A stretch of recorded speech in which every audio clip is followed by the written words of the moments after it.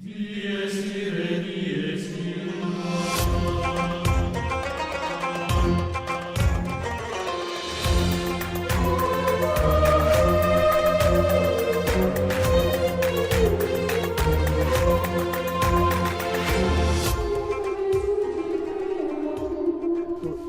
okay, all right. Welcome to another edition of Disagreement, where Umar Lee and I will disagree about everything. Hopefully, because the irony is that we never disagree about anything. Well, I think we have material for 4 episodes today, and I think we will disagree on some things today. Oh, good. So we will. Well, I'm going to disagree whether I disagree or not. I'm just going to... There we go. This is like the debate club. Do you have a debate club at Priory? We have a mock trial club. Mock trial club. By the way, I'm sounding extra drunk this morning because my mouth hasn't warmed up. But hopefully I'll be less... they say I sound like Norm Macdonald in the morning. There's no prohibition against alcohol consumption in the Catholic Church. So yeah, but being drunk at 10 a.m. is probably frowned upon. Probably frowned upon, yeah. I mean, I know at the fish fries, they drink quite a bit. So, yeah, okay, so you have an opinion on fish fries. Right. So fish fries are supposed to be last, but let's make it go first. Okay. So I want to compare fish fries, which is a long-established tradition in the United States and among Sorry, hold on. Catholic This is I've been charging up my brain so that I got that operation where they have the deep brain simulator. This is like futuristic. Yeah, it is. This is basically a cell phone charger. Yeah. I hold up to my chest and it recharges my Almost brain. like the Terminator. A little bit, yeah. Except I can't regrow my limbs at will. Well, at least I don't know yet. Not yet. I haven't tried it. So. Not yet. Wait till Elon and Sam Altman, get this whole AI thing off, and you might be able to regrow body parts. Well, and get. Where do you stand on? Was it augmentation, like the getting a chip in your brain to increase your memory? No, I don't like it. Why not? Well, we're gonna get back to fish fries. But I would just say this: you have this longevity movement, and this movement. This guy who wants to reverse aging. This rich fella. And I think it's very unhealthy. And that guy came from a Mormon background. And forsook his faith tradition. Dying is a very natural and needed process in life. It's painful for loved ones. Yeah. It's painful for families, but if you have a small percentage of very wealthy people using technology to unnaturally prolong their lives, what you will start to get is like a rationing of healthcare. Yeah. You will start to get a bureaucratic apparatus to decide who gets to live and die, and if you're wealthy, you get to live. Well, that's what I was thinking. Like, if as far as like these chips to mentally augment your memory, this means rich people. Poor people have no shot. Right. And rich people do everything, can do anything. Yeah, literally. And so, I just think it's a hoarding of the resources. But how do you stop it? I mean, once the technology's there. Yeah, I mean, it's a very good question. How do you stop it? How does it even work? Or does it work? We're right now at the theoretical stage. But of course, someone could hack your brain. I'm more interested in how do we get sick and unhealthy people, malnourished children to live than I am how do you get a select small percentage of rich people to live longer, to 120? Well, yeah, you are, but the problem is like the research that's being paid for is being paid for by. I have a friend in Oxford who his research is in farming and augmenting crops, but he says he spends like 90% of his time figuring out how to make better tomatoes because tomatoes are paid for by restaurants and, That's right. and things. Well, it's money. Nobody really cares how much rice you can Yeah. yield. Yeah. Yeah, that's the you got to follow the money. Now, speaking of following the money, Okay, all right. back to the fish fries. So, I would say Catholics are not alone in this. For starters, as the Muslim community in the United States matures, and in the UK, during Ramadan, where Muslims are fasting and meeting every night for prayers, this culture has developed of like Yemeni coffee shops. A lot of the younger people go to these Yemeni coffee shops at night, even late into the night, drink coffee, drink tea, and socialize. And really, it's become somewhat controversial because people are complaining. Party time instead of penance. People are complaining there's a lot of what we call free mixing, which means mixing between the young men and young women, which can lead to bad behaviors, right? Yeah. So, but they'll counter with, well, how else are we supposed to meet someone to get married to? And a good Muslim, or a Muslim. Well, we have a similar. About 3 weeks ago, I spent Friday evening with my parents, and because it was Friday, it was no meat, so we had lobster and shrimp. Oh, okay, there you go. Yeah, but that's hardly penitential. It's a technicality. Yeah.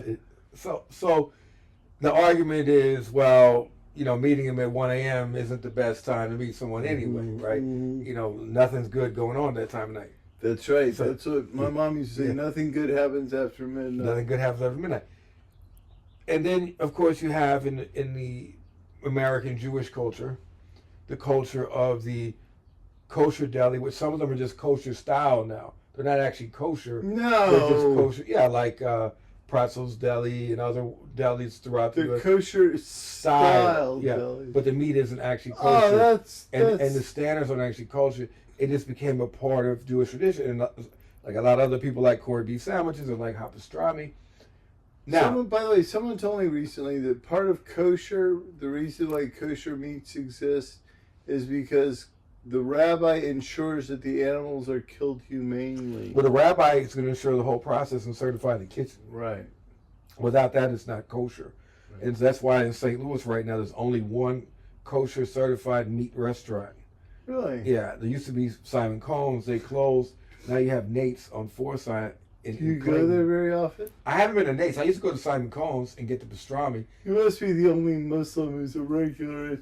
I'll tell you what, maybe in St. Louis, but like if you go to like New York City, there's even a halal Muslim kosher style deli. Really? Yeah, in Brooklyn. Well, I guess the standards are similar, right? Yeah. So, well, there's some similarity, and also like a lot of Muslims will eat kosher. Like Orthodox Jews won't eat halal because it doesn't satisfy their legal standards. Milk and because they mix milk and dairy and other things. Yeah. But a lot of Muslims will eat kosher. Strict halal eaters will eat kosher because it does satisfy the Muslim standards.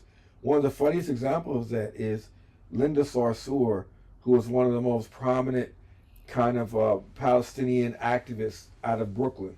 Yeah. Her brother was notoriously the manager and lead chef or cook at a very popular kosher deli in Crown Heights. Oh. And some Jewish activists went to the owners. Boycott. Yeah, they went to the owner and said, hey, you got to get rid of this guy. You know who his sister is. And he said, well, I'm not going to, we have a very good relationship. For his sister. Yeah, for his sister. Huh. So, actually, I'm going to Miami in 2 weeks. And I'm going to they have a very large Jewish population there, and I'm going to be visiting some kosher delis in Miami. From Cuba? No, these are mostly from New York. Okay. And now right. And now Miami's New York South. Yeah. It's the sixth borough.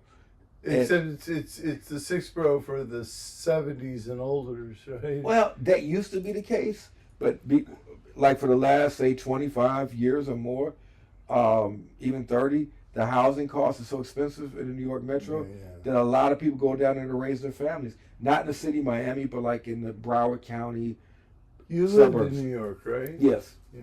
Yeah. So I'll be there. I'm going to Dallas one weekend, Miami for the week, and then Dallas the next weekend. Yeah, actually, Oh, well, but back to the money. I was talking to a Muslim friend not too long ago who said that there are some guys who will just work all night and then sleep all day. So it's basically. Well, I've done that before previously, but now I got a 9-to-5 job now, so I'm working in the daytime. That's really rough. When I was working in, I don't think it's rough on me because I don't have a physical job.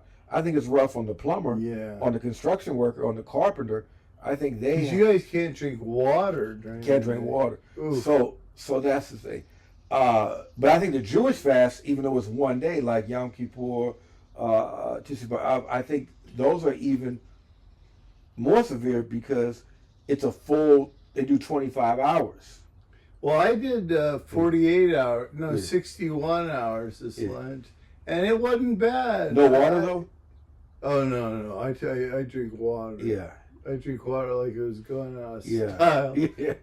Well, what's the point of limiting water? I understand. I mean, it's a full fast. There's no consumption of fluids. There's no food. There's no sexual relations with your wife. There's you're not supposed to use profanity. That's the hardest one. Not using profanity and not getting mad in St. Louis traffic where no one's obeying the traffic laws. You just, We have our mayor to thank for that because, don't we? I don't know. Can't talk bad about employees. As a city employee, I cannot comment on city politics.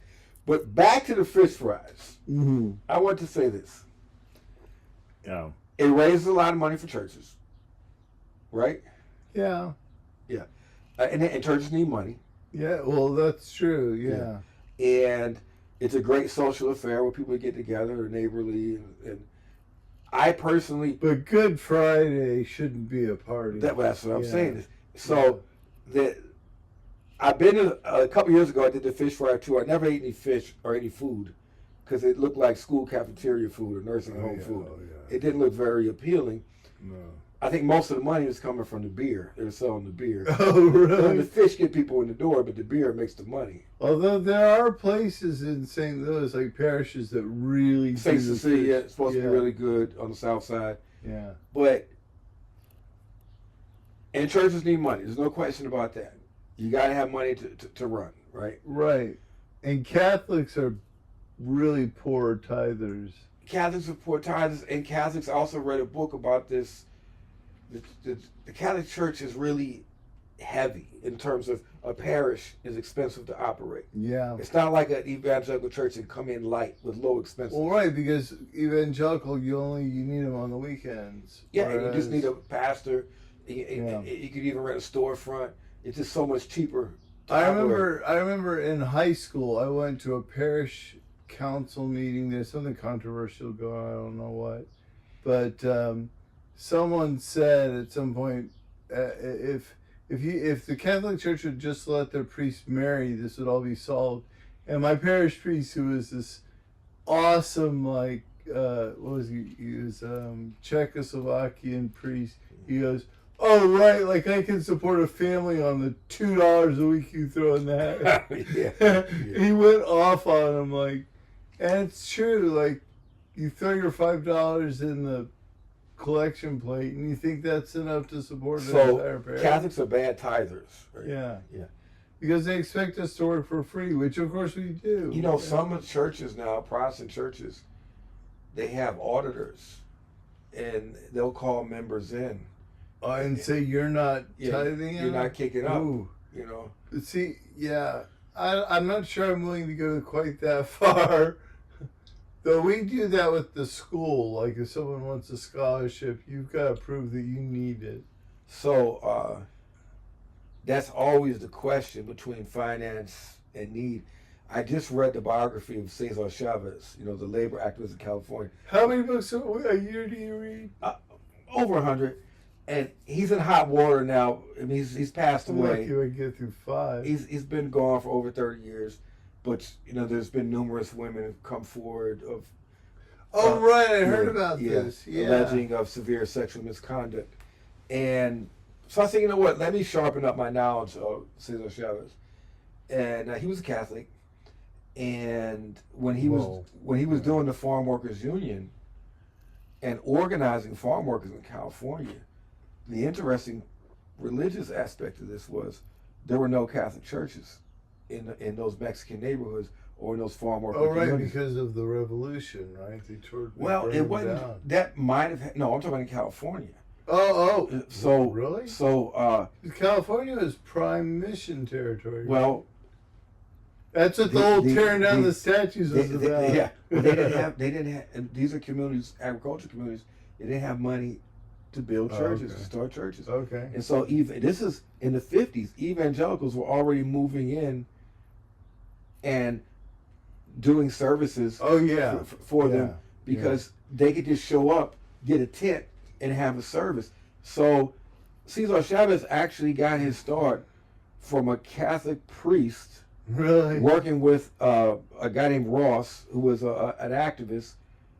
And these two Catholic priests out there were very instrumental in the Farm Workers Union, United Farm Workers. Well, I'll tell you, I have a friend who's a passionist missionary down in, gosh, I don't know, somewhere like Ecuador. And he built them. This is an interesting story. It's not really relevant, but it's a good story anyway. But he built them a hospital, a school, a church. He had this whole business. But he noticed that no one was coming to Mass on Sunday. And he finally took one of his best men aside. He said, "What's going on?" He goes, "Well, thanks for the medical services and everything, but we want Jesus." And he was like, "All right, that's it. Obviously, I've got the wrong." I mean, you do want to feed people, but you can't neglect the spiritual side. The foundation has to come first. Right. Yeah. Well, that's what the whole Mother argument. Teresa came under criticism because with her first donation, she bought a chalice. Well, that's what the whole thing became with the social gospel. Go ahead. Is that it's putting. I guess the idea is we're going to try to enact these Christian ethics, and then people will be attracted to the church instead of coming first with belief and theology, and then we can holistically enact these other things. Well, it didn't work the other way around, apparently. So what about? Wait. Sorry. I read or I heard I talked to a Muslim who said that you are never allowed to deny a beggar. He always carried a big pocket of change around. Is that fundamentalist? I don't know about that. I've denied a lot of beggars. Yeah, I don't give to. I have a policy. I don't give to beggars. Yeah, me too. Actually, my sister worked at a homeless shelter, and she said every time you feel like you want to give money to somebody, take that money, put it in the other pocket, and give it to a homeless shelter. There's a homeless. Because you're just making yourself feel better, and you're not helping this guy at all. There's a homeless woman downtown. She got a dog, and that dog has made her a lot of money because people have a soft spot for dogs. They give her money because of dogs. She buys drugs, with the money. In England, all the hotels, all the homeless people have dogs because they get a monetary supplement if you have a pet. Yeah. So I mean, it's not a good policy. You want to help the homeless, donate to organizations that work with those. Now, otherwise, it's kind of selfish because you make yourself feel better without actually helping the situation. That's right. Now back to the fish fries. Right. Back, yeah. Good. What does Good Friday represent in Christianity? Oh, it's Christ leaving the world. It's the world without God. It's God is dead. Beginning with the crucifixion. Yeah, it's horrifying. Yeah. And you're supposed to feel the real sense of the horror and the loss of it. So it's supposed to be a day of mourning in a sense. Very much so. Yeah. So what do you think about these churches having fish fries on Good Friday, where everyone's just having a good time, they're drinking beer together? I agree. And I think well, this will be very controversial because the Benedictines have a rule that we're allowed a beer a night. It's been that way since the 5th century. But I think light partying, a light beer. The kids are like, can you save them up? But no, it's actually, technically speaking, it's a hemera of wine a day. Okay. but nobody quite knows what a hemorrha is. But we argue about it all. Maybe the time. hemorrhoid is this big, right? Well, they think that in medieval Europe, that a hemorrhoid was about 3/4 of a gallon, but they mix it with their water all day to stay safe. Because the water wasn't very nice. Wasn't very good, yeah. But no, I think you're right. right. RFK Jr. Well, I think, I was thanks to my friendship with you, I get to know all these Muslims, and I talk to them. And one was complaining that he said that his friends gain weight over Ramadan because they eat so much in the morning and so much in the evening. So I eat very little in the morning. I just drink a lot of water and eat some dates, a little bit of fruit, or maybe oatmeal. See, that makes sense to me. I'll be bloated in a day.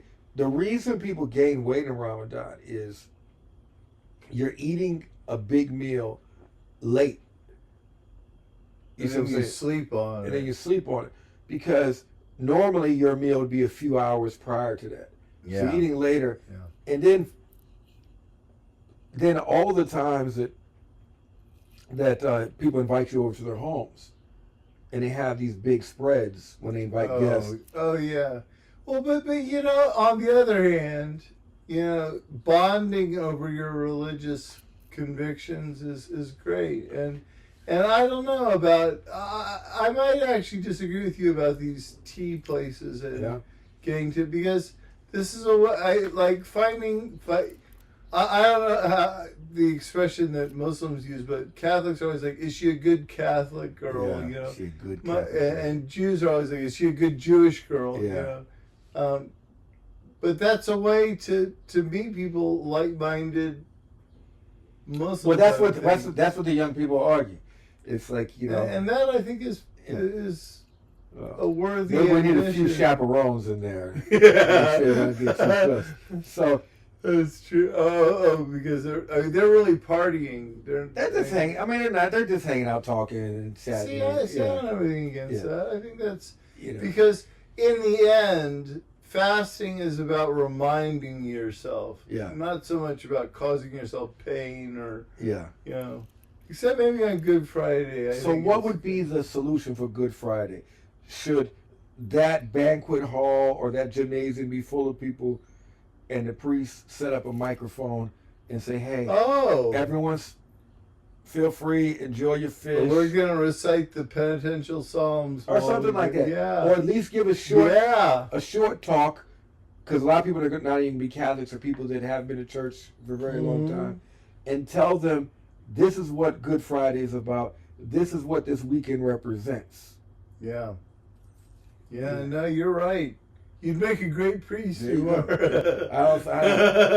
I think there's one rule I would have a lot of problems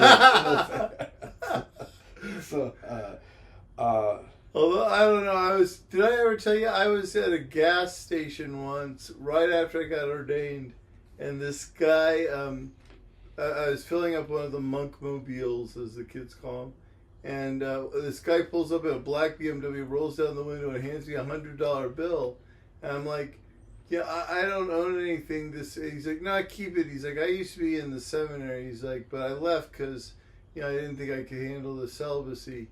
And I was like, he waited a beat. He goes, then I got married and found out I could. I was like, you said this before, haven't you? He was like, every priest I meet gunned it out of there. Right? Yeah. I mean, I don't know. I wonder sometimes whether... Well, no, I don't wonder it. I know that from my perspective, it looks like you guys are out there partying all the time. But I've heard enough confessions at this point to know that marriage isn't a walk in the park always either. Marriage is not a walk in the park, especially in our modern culture. But we can get to that. Right, because there's such an opportunity such an emphasis on the feeling of being in love. You've always got to be in love. So the fish fry, to conclude sorry. this episode, the fish fry solution is a prayer and a talk by the priest. That's right. That's right. That's the title of this episode. Is the fish fry solution. So you got to take that to the Archbishop. And Your Excellency, if you're listening, Hire Umar Leon as a consultant. And I'm gonna tell you, for all the faithful Catholics out there, the Chicago White Sox have announced Pope Hat Days. Pope Hat Day. There's a Chicago White Sox Pope Hat giveaway. I think it's in August. Oh man, I want one of those so bad. Oh gosh, I gotta find a reason to go to Chicago that weekend. Yeah. So, Pope Hat. Pope Hat.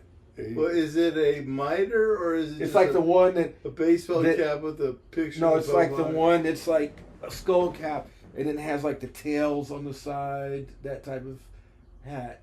I mean, a mitre. No, I don't think the big one. Or not triangular. Let me look it up because maybe you can make a pilgrimage to. Maybe I'll make my own Pope hat. Here you go. Here's a picture. This is what's going to look like. I'll put a picture of it online. Oh, that's awesome. Yeah. Wait, and they're going to give these away? They're going to give them away.